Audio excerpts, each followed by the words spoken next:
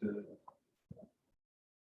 Donc, du coup, on a dû vérifier que tous nos outils étaient compatibles sur un réseau lambda d'utilisateurs et qu'également les outils fournis par les clients, car certains en fournissent, soient aussi accessibles depuis n'importe quel réseau. Donc, le système classique, le VPN que normalement l'entreprise utilise, nous permet déjà cela, de recréer notre réseau avec toute la sécurité qu'il faut, mais aussi des outils que l'on n'avait pas à ce moment-là, comme le matériel, le portable qui permet à un collaborateur de se déplacer à son domicile ou peu importe le lieu qu'il choisit. Donc, du coup, on a dû recréer la plupart des outils, comme le téléphone, en passant par un outil de softphonie pour distribuer les appels directement dans l'ordinateur et adapter ça à un poste fixe. Donc, on a mis en place tous ces outils sur chaque poste, on fait des tests en interne, chaque collaborateur. On crée ça à partir d'un réseau, par exemple, tout simplement un partage de connexion mobile, qui permet d'avoir une solution à portée de main.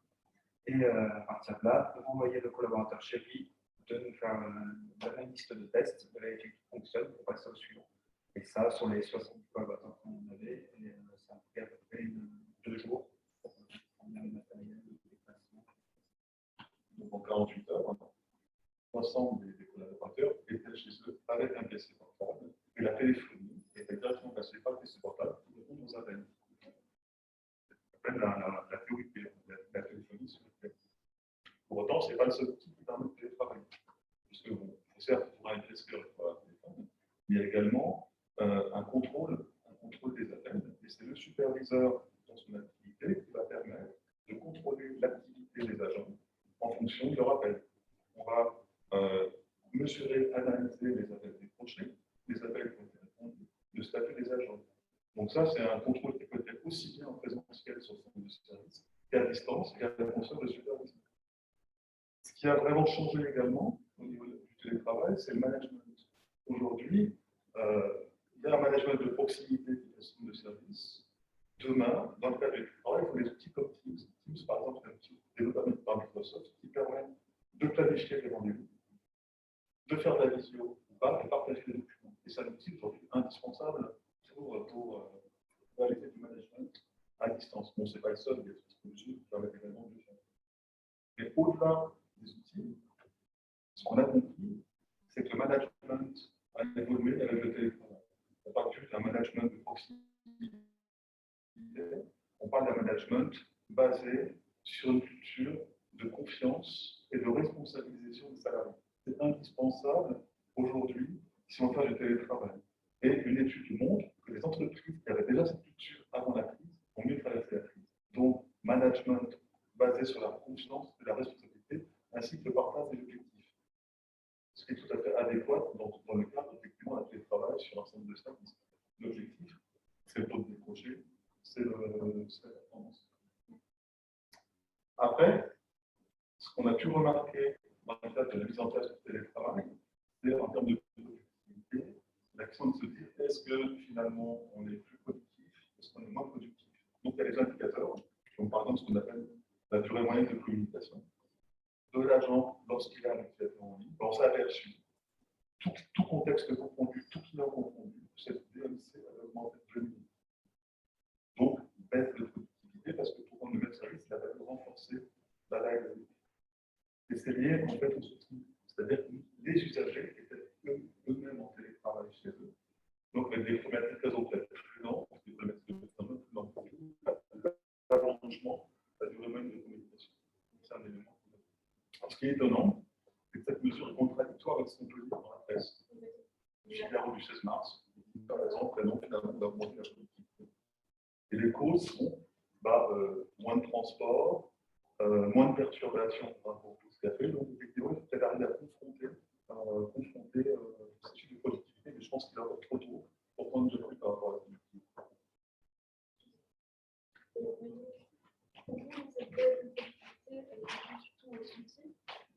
Mais pensez-vous que vos équipes ont peut-être été à un moment en souffrance psychologique, de la stratégie, de cette délocalisation de générer le travail? Est-ce que du management, vous avez relevé une baisse de morale? Est-ce que, comme vous parliez, c'est un nouveau management qui fonctionne, comment vous gardez le contact avec vos salariés, justement, qui vous gardent le moral? Alors, peut-être que tout le monde saura répondre à cette question.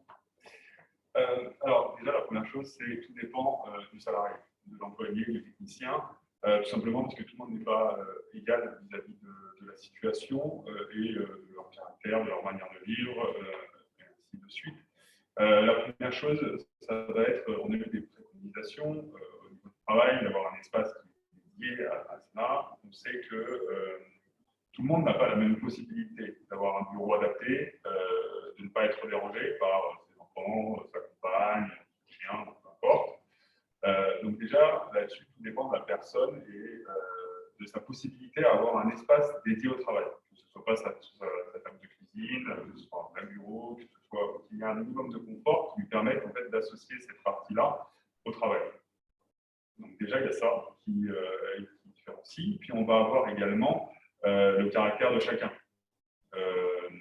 On a certains techniciens qui vont avoir la possibilité de venir sur site. Pourquoi? Pour avoir du monde et ça leur permet d'avoir une routine, ça leur permet d'avoir des interactions sociales, pas forcément. Tout autant, on va avoir des techniciens qui sont tout à fait à l'aise en télétravail, qui même se réalisent plus en télétravail, qui leur permettent de faire plus de choses, que ce soit dans leur vie de tous les jours, même au travail, hein, parce qu'il n'y a pas le temps de trajet. Il y en a qui sont beaucoup plus à l'aise dans un univers qui est quand même plus calme, mais parce qu'ils ont cette possibilité-là.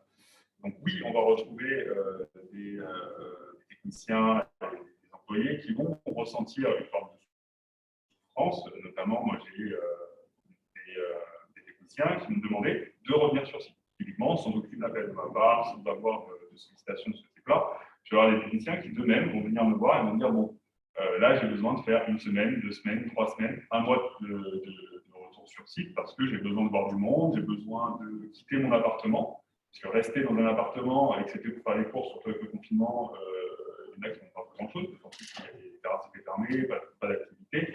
Donc le fait de sortir de chez soi déjà et de pouvoir être dans un univers qui est dédié au travail et où on va avoir aussi des collègues, des personnes avec qui interagir, tout en respectant les gestes barrières, bien entendu, mais où on va pouvoir voir son manager en direct, présent sur site, où on va pouvoir se voir ses collègues, échanger sur le travail, échanger aussi sur les difficultés qu'ils rencontrent, tout simplement. Il y en a qui ont besoin de ça. Après, je vais avoir à l'inverse, j'ai des techniciens, des managers qui vont, eux, être complètement à l'aise dans le télétravail, qui n'ont pas ce besoin-là et qui même voudraient certainement rester par la suite en télétravail, voire à temps complet, sans parler de travail hybride ou ce genre de choses, parce qu'ils arrivent extrêmement bien à s'intégrer, à faire leur travail et ils arrivent à avoir un rythme de vie qui leur permet ça. Malgré cela, on travaille, nous, la plupart de nos techniciens sont des techniciens de production. On produit vraiment quelque chose, c'est-à-dire on produit du service, on décroche des appels. Donc ça, en fait, c'est quelque chose qui est très carré et qui nous permet, en fait, d'avoir cette déconnexion au télétravail. En fait, cette déconnexion vis-à-vis du travail, c'est-à-dire qu'ils prennent leur shift. Nous, on est ouvert, par exemple, sur une des équipes, on est ouvert de 8h à 18h. Avant 8h, ils vont avoir 0 sollicitation. Après 18h, ils auront 0 sollicitation. Donc vraiment, là, il y a coach. Ça rejoint d'ailleurs le droit à la commission. Voilà. En fait, le droit à la commission, c'est une règle qui est instituée chez le service, une règle d'entreprise qui permet à chaque salarié, il n'est pas tenu d'être en permanence revenir par son employeur pour des motifs et l'exécution de son travail. Et c'est la plage horaire dont on m'a parlé tout à l'heure. Un technicien fait 7 heures par jour, sur la plage 8 heures, 15 heures. On ne le joindra pas à 8 heures et après 15 heures. C'est vrai pour un technicien. Pour un cadre, ce n'est pas forcément pareil. Et les cadres, effectivement, ont un risque réel de burn-out. Parce qu'ils sont du matin au soir devant leur travail, chez eux, il y a un vrai problème, s'ils ne prennent pas garde de se déconnecter. Exactement, surtout que si vous devez s'occuper de chacun des salariés, vous avez du temps de lancer de prendre des missions, c'est une charge mentale en plus. Donc, est-ce qu'il faut changer, un changement à la stratégie managériale pour justement gérer cette nouvelle charge qui est le bien-être des salariés? Pour être un bon manager, il faut se manager soi-même. Donc ça veut dire que même chez soi, il faut des règles de présence. Et effectivement, bien gérer son temps de travail. Le droit à la déconnexion, tu m'as dit, c'est pas sur le papier, c'est vraiment réellement mis en place chez l'expert. Et c'est indispensable pour bien gérer ses collaborateurs. En plus du management, les responsables opérationnels font auprès de leurs agents quotidiennement, les plans quotidiens, pour évaluer effectivement l'état, l'activité de l'activité. Effectivement, on autorise, comme le disait très bien Thomas, le retour d'un technicien en cas de nécessité. Donc, une grande vigilance par rapport à la psychologie. Parce que vous parlez de burn-out, et en effet, selon un baromètre de la santé psychologique des salariés français, réalisé par Opinionway, le taux de burn-out cette année est doublé et cumulant à 2 millions de personnes en burn-out sévère. Il concerne également 1,5 fois plus de managers. Donc, quelle communication est réalisée par les collaborateurs? Vous en avez déjà parlé. Est-ce que, par exemple, une augmentation des temps de réunion, comment les choses se fait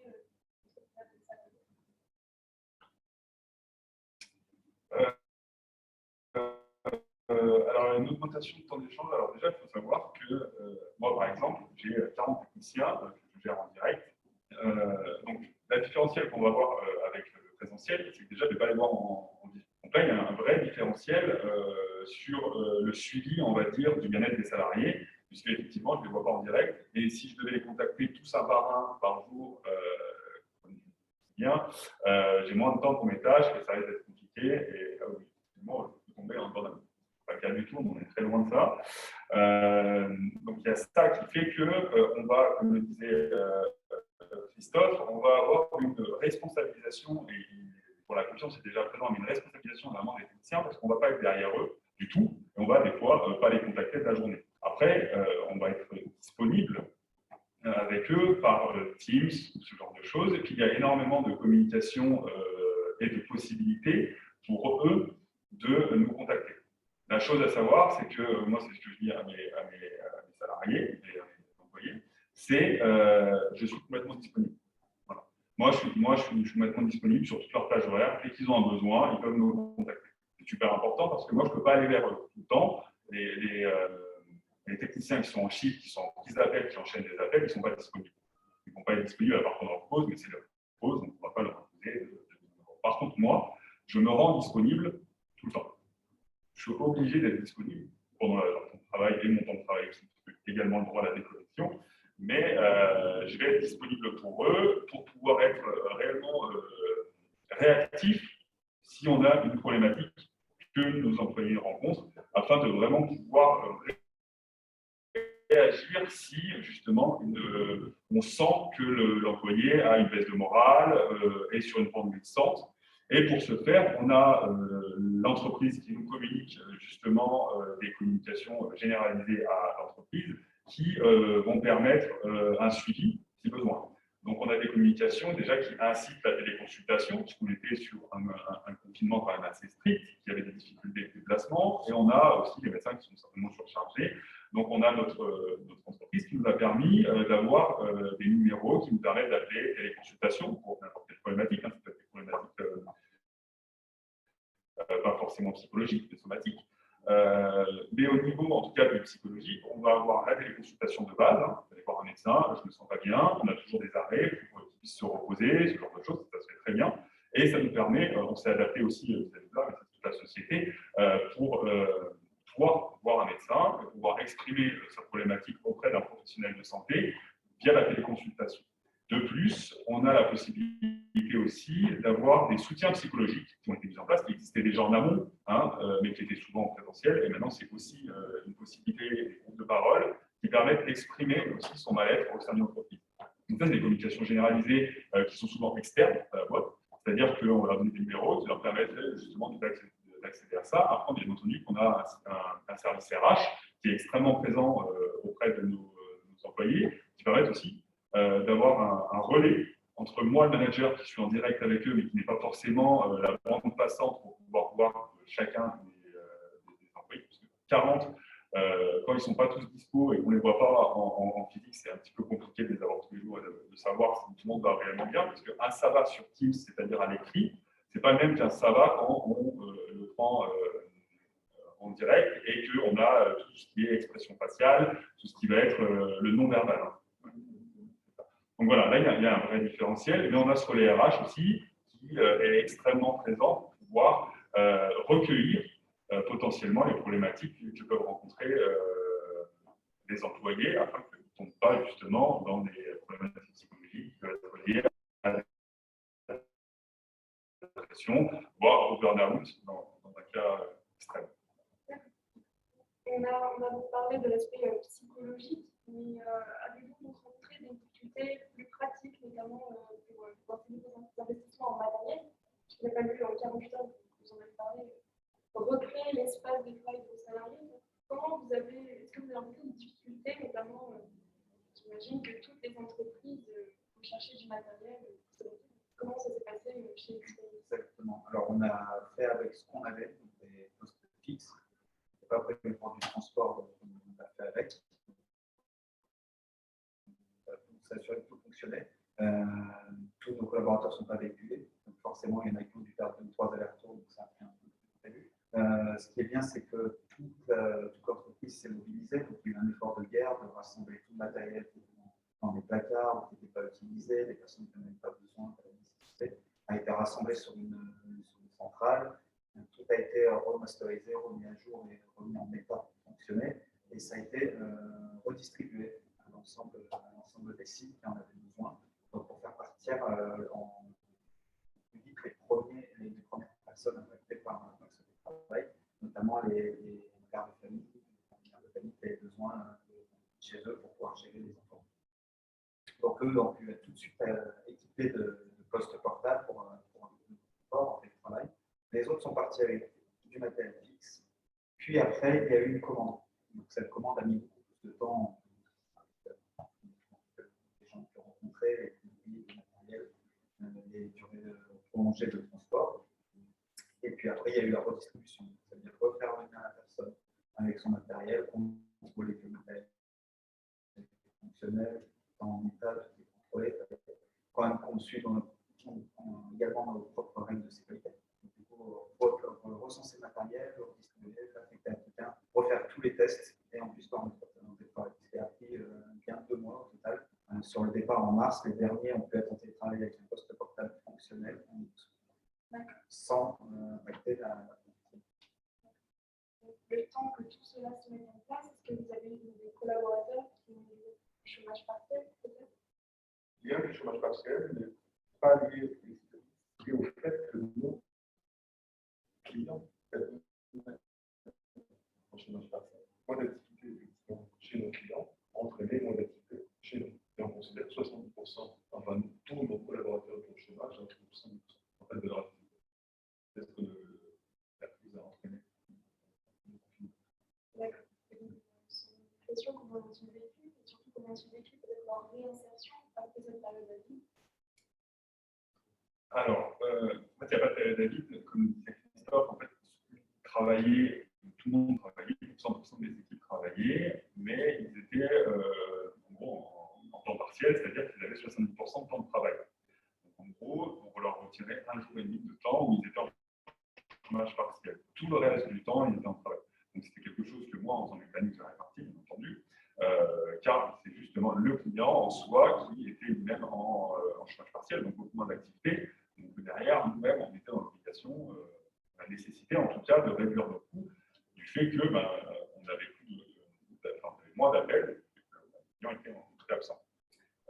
Comment ont-ils vécu? Tout est relatif, puisque bien entendu qu'il y avait une forme de perte financière qui était assez légère en soi, parce que bon, c'était quand même compensé de manière assez trouve, mais bon, il y a quand même cette perte salariale, quelle que soit donc ça, toujours c'est mal vécu, bien entendu. Hein. Je ne pense pas que quelqu'un soit content de perdre de l'argent.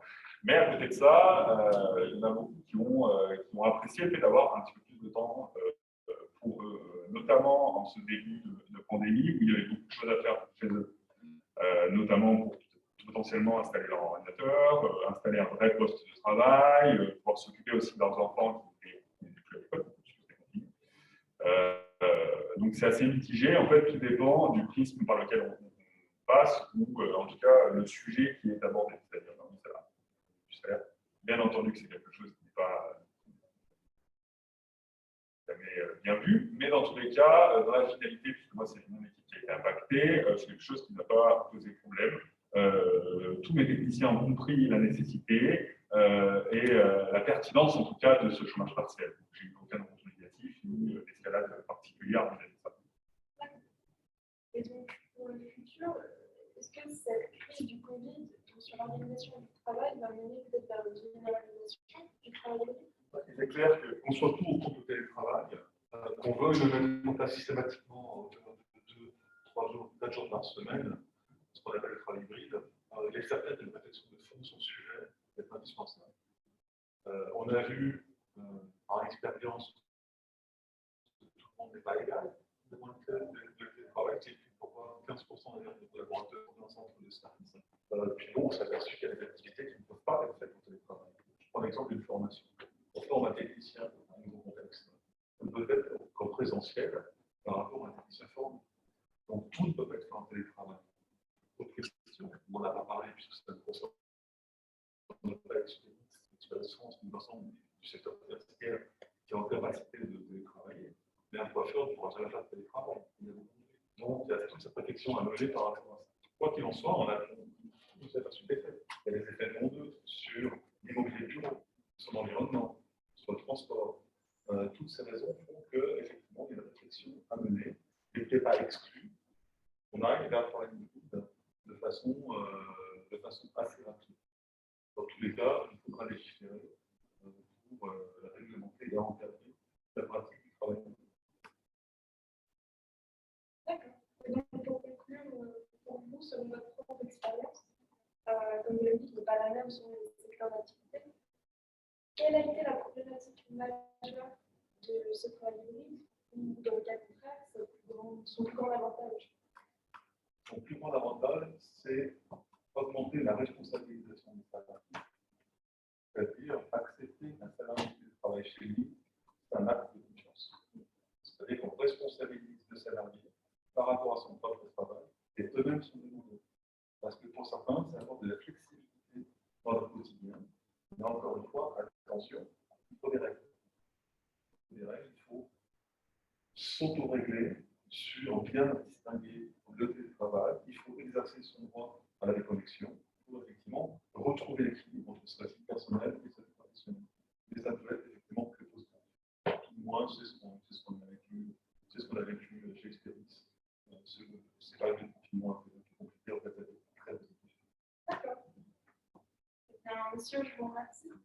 Désormais, si nos spectateurs ont peut-être des questions qu'ils souhaiteraient poser à nos intervenants, n'hésitez pas, c'est le moment de les poser avant de finir ce webinaire.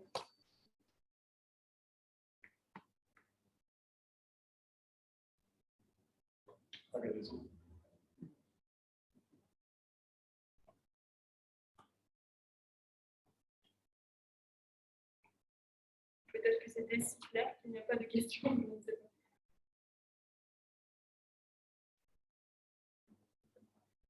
Parler du temps de la durée moyenne de communication, d'accord. Chaque personne n'a pas le même équipement, pas la même connexion, et connexion Internet, on vient constater une dégradation de leur qualité dans le nombre de personnes qui sont tombées chez nous. Forcément, c'est impacté énormément. Les faillis privés, oui, sont retrouvés à avoir leur bande passante qui était pompée comme pas possible. Et on en a eu beaucoup, notamment la SFR, si on l'abuse, où les box tombaient les unes après les autres en domino, et on s'est retrouvé justement à faire revenir les gens parce qu'ils n'avaient plus la possibilité de travailler chez eux. C'est compliqué dans nos métiers. Voilà, les infrastructures privées, en tout cas pour les particuliers, ne sont pas forcément adaptées, pas encore adaptées à une généralisation totale du télétravail. Parce que après, on a la connexion chez nos techniciens, la connexion aussi des utilisateurs. Une inégalité entre les citadins qui ont la fibre à 300-400 mégas et les gros citadins qui ont des donc, au-delà même de la capacité technique de le faire, il y a des métiers qui ne font jamais les parents. Donc, est-ce qu'on va demain assister à une scission entre les masses de travailleurs, entre ceux qui peuvent télétravailler et ceux qui ne peuvent pas, sans doute, peut-être. Donc, il y a vraiment une réflexion à mener créer potentiellement une égalité des gens par rapport à leur travail. Il y a des secteurs d'activité, comme des petites PME, qui ne connaissent pas encore Teams, qui restent encore au téléphone, au fax, au mail. Donc là aussi, il y a une inégalité au niveau des entreprises par rapport à la digitalisation. L'expérience est là justement pour essayer de réduire cette fracture entre les différentes entreprises pour amener justement cette digitalisation au niveau des systèmes d'information. C'est une mission particulière. Nous avons une question qui est la suivante. Donc, existe-t-il une participation à une box à domicile? Alors, je suppose qu'il y a pas de la participation d'une entreprise. Bien sûr, oui, ok, bien entendu. En fonction du nombre de jours de télétravail, l'entreprise participe d'une certaine mesure à la paiement de la box. Ouais, c'est ça, 25 à 27 euros par mois. Ils sont effectivement salariés pour financer sa box.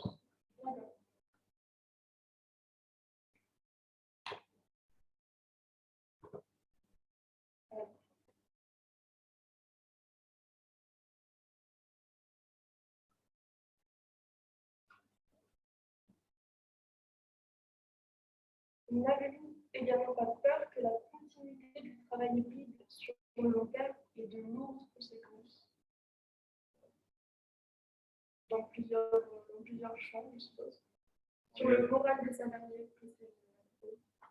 Vous l'aurez compris, il y a de la souplesse. En fait, ce qu'apporte le télétravail, c'est de la souplesse dans la gestion de sa propre vie. Personnellement, je suis pour le télétravail à hauteur de 2 jours semaine. Dans un cadre, oui. C'est-à-dire que je ne pourrais pas entendre en tant que directeur de centre de service un salarié de lui investir dans le en télétravail, je suis autorisé. Non. C'est effectivement, on va dire, effectivement, je devrais sur par semaine fixe, mercredi et vendredi, pour apporter justement cette fameuse souplesse. Et comme expliqué très bien Thomas, en cas de souffrance psychologique, il y a toujours la possibilité de revenir dans son service.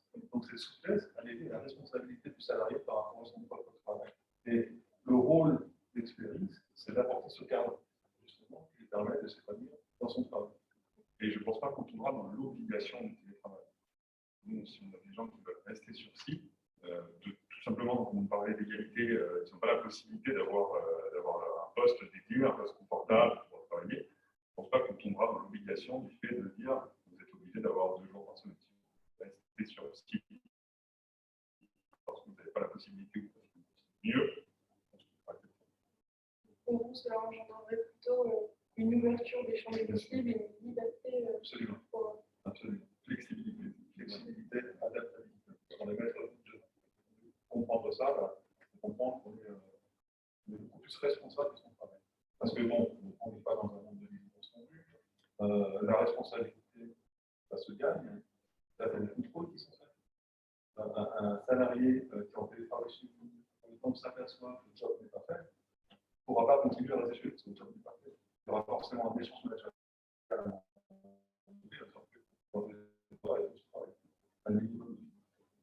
Donc c'est indispensable les contrôles qui sont donnés. Ensuite, y a-t-il un impact sur les surfaces M2 dans les locaux des entreprises? C'est des études de réflexion en cours. On comprend facilement que si la moitié de mon équipe est en télétravail par roulement mensuel ou trimestriel, j'ai besoin d'ajouter de la surface. Alors je mets mon effectif sur la même surface. Donc effectivement, c'est ce qu'on appelle le flex office. Aujourd'hui, dans beaucoup de sociétés, il y a des bureaux qu'on réserve. On a une outil qui va réserver son bureau à partir de jeudi vendredi, il y a d'autres bureaux qui ne pas le bureau d'un autre collaborateur en lendemain, mais c'est ce qu'on appelle le flex office. Et oui, ça se met en place. Donc ça permet effectivement indirectement de minimiser le surface. D'accord.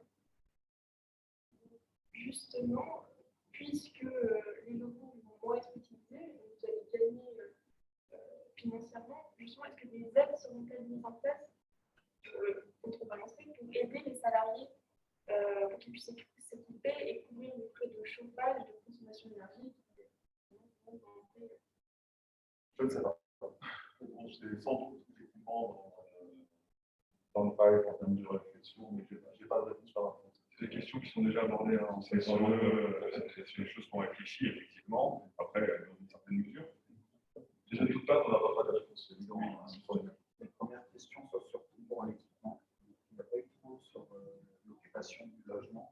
et surtout pour l'équipement. Donc, l'équipement qui est fourni, mais il y en a qui aimeraient vraiment un bureau, il y en a qui aimeraient une chaise adaptée, une chaise confortable, une chaise.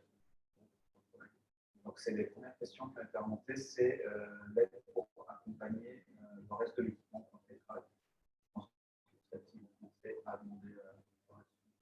Oui, potentiellement, l'électricité comme on a pour la box. Parce qu'il y a un effet dont on n'a pas parlé tout à l'heure, c'est donc il y a le syndrome ce qu'on appelle le syndrome de la garage. Beaucoup de personnes aujourd'hui ont du mal à retourner travailler parce qu'elles sont habituées effectivement à être en pyjama du matin au soir, à se lever à 9h moins 5 pour venir à 9h. Et c'est vrai que c'est un effet réel. On observe, on fait la proportion de recul pour évaluer le pourcentage effectivement d'établissement. Effectivement, on l'a observé. Il y a des problématiques de maladies squeletto-musculaires qui sont liées au poste de travail. Est-ce qu'effectivement, rester assis dans son travail chez soi, on peut engendrer des problématiques de squeletto-musculaires. Donc ça, je pense qu'on n'a pas encore sur notre recul sur le télétravail pour effectivement essayer des précises effectivement. Il est évident qu'il faudra sans doute apporter des réponses. Pour rebondir sur les troubles squeletto-musculaires, effectivement, en entreprise, on a tout on a des services qui sont dédiés à faire en sorte que les salariés soient assis correctement, qu'ils aient toute la disponibilité pour être dans les meilleures conditions possibles. Une fois qu'on se retrouve chez soi, je sais pertinemment que moi j'ai des employés qui sont dans leur lit quand ils travaillent, qui sont dans des fauteuils assez souples, mais qui en réalité pour une bonne tenue n'est pas du tout adapté. C'est pour ça que déjà le mec des chaises qui sont confortables, mais nous on a des équipes qui sont là, qui viennent voir justement les sites afin que tous les sites soient conformes à ces règles justement. Oui. Le système de management intégré s'occupe du bien-être au travail, donc s'occupe de recenser tout le matériel, de faire en sorte que chaque technicien ait le bon équipement et s'il a des besoins particuliers, de subvenir à ses besoins, que ce soit de l'éclairage, du mobilier. Et ça, l'adapter à chaque personne à leur domicile, c'est quelque chose qui va demander en tout cas beaucoup plus d'efforts et de travail. Justement, dans cette lignée, quelqu'un demande comment on peut résoudre le problème de solitude des salariés, comment ils peuvent se lien. Là, pour recréer l'environnement matériel, mais l'environnement social est difficilement recréé. Comme on a un petit peu parlé avec Teams, etc. Exactement ça. Pour tous ces petits problèmes qu'on vient de citer, il y a des astuces qui sont envoyées généralement chaque collaborateur, un utilisateur, et toujours des petits rappels de règles. Et par rapport à ça, il y a une des astuces par rapport à faire à chaque réunion, par exemple, avant d'attaquer le point du jour, de prendre des nouvelles de chaque salarié, de s'accorder du temps avant de commencer. Parce qu'on me rappelle, parce que généralement on déborde sur une réunion. Donc toujours demander ce qui s'est passé, des nouvelles, et après d'attaquer le point du jour. J'ai mis des astuces comme celle de travail, celle de se dégager un espace pour travailler, de ne pas rester dans la même pièce au moment du loisir, au moment des connexions et au moment du travail. Celle de se créer une routine, donc essayer de recréer les routines que l'on avait avant un télétravail, donc de se lever à une certaine heure, pas forcément de se lever une heure avant, pas forcément d'enfiler un costume ou des chaussures, hein, mais juste un changement de tenue et de se préparer au télétravail avec mentalement à délimiter, à faire des frontières entre le télétravail et le personnel.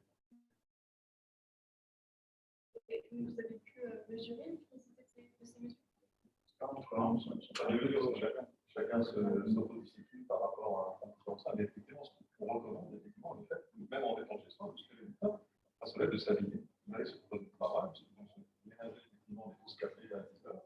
Et c'est vrai qu'on voit tout de suite effectivement, parce qu'on échange avec les collaborateurs, avec nos collègues. La visio est indispensable. On se sent ça permet effectivement d'aller au-delà de la réunion.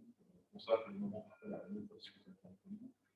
Après, la solitude, comme on le disait tout à l'heure, si on a de la solitude, peut demander à un collaborateur de revenir à l'évolution du service.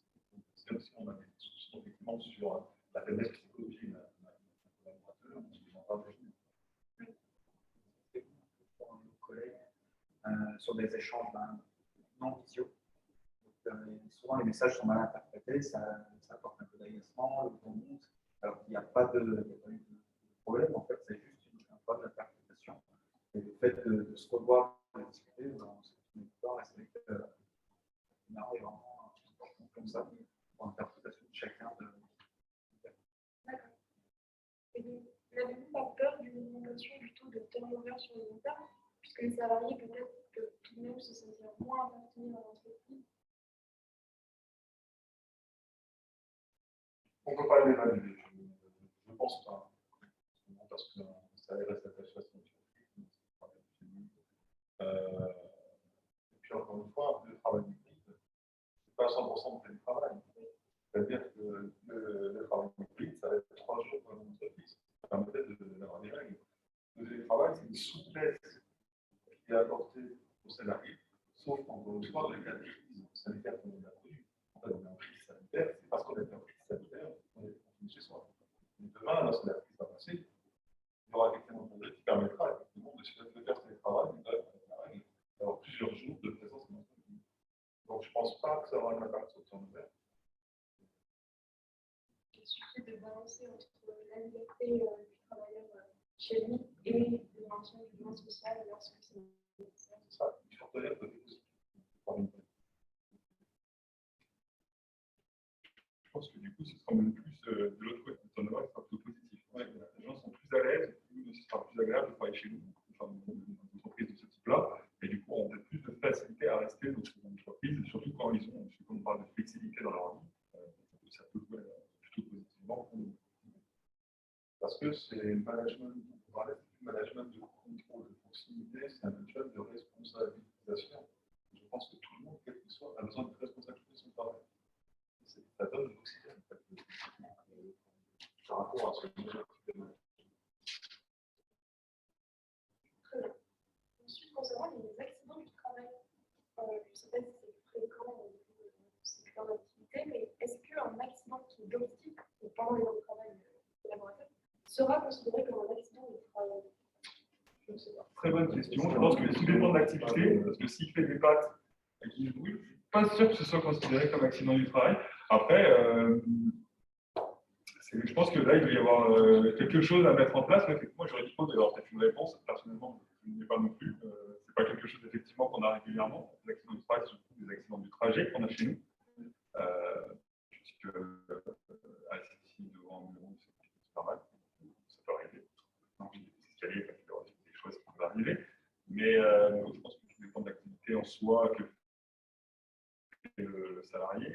Mais bon, on n'a pas la réponse. Enfin, moi, personnellement, je n'ai pas la réponse juridique là-dessus. Ça reste très faible. Parce que depuis le début de l'année, sur l'ensemble des collaborateurs de France, il y a eu 2 accidents du travail. Donc ça reste extrêmement marginal. Il y a 3500 employés. C'est ça. Il y a 2 accidents de travail.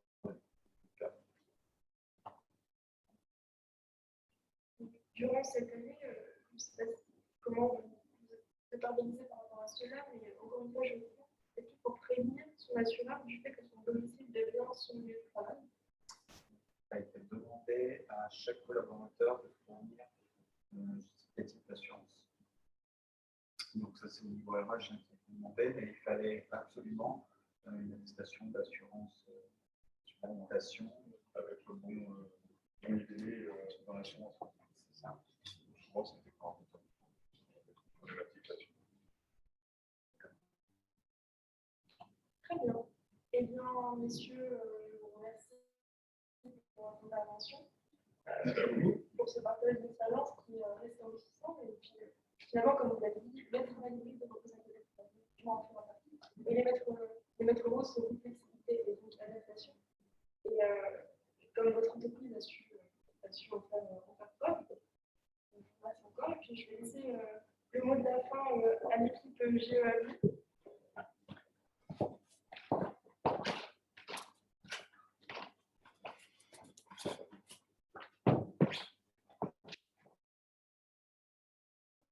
Bon,